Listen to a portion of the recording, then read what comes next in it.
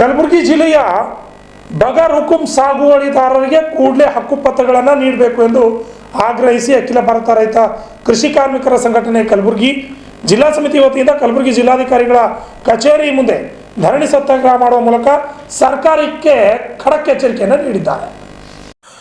ಸುಮಾರು 70ರಿಂದ 80 ವರ್ಷಗಳಿಂದ ಭೂಹೀನ ಮತ್ತು ಬಡ ರೈತ ಕೃಷಿ ಕಾರ್ಮಿಕರು ಕಂದಾಯ ಹಾಗೂ ಅರಣ್ಯದ ಕರುಬಲು ಗಿಡ ಕಲ್ಲಿ ಭೂವಿ ಇರುವ ಪ್ರದೇಶಗಳಲ್ಲಿ ತಮ್ಮ ಜೀವನೋಪಾಯಕ್ಕೆ ಸಾಗುವಳಿ ಮಾಡುತ್ತಿದ್ದಾರೆ.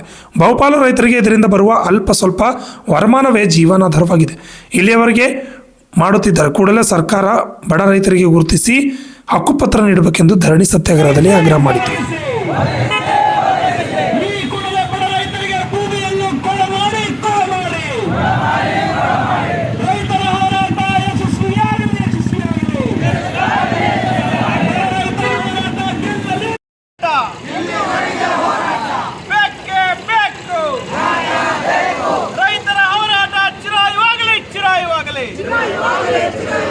ರೈತರ ಹೋರಾಟ ಚಿರಾಯುವಾಗಲಿ.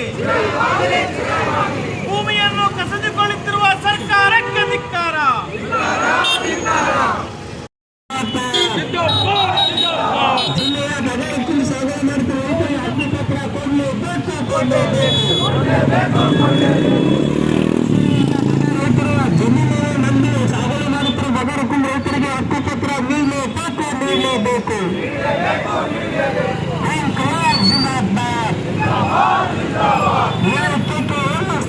ಬ್ಯೂರೋ ರಿಪೋರ್ಟ್, ಆಜ್ 32 ಕನ್ನಡ ನ್ಯೂಸ್, ಕಲಬುರಗಿ.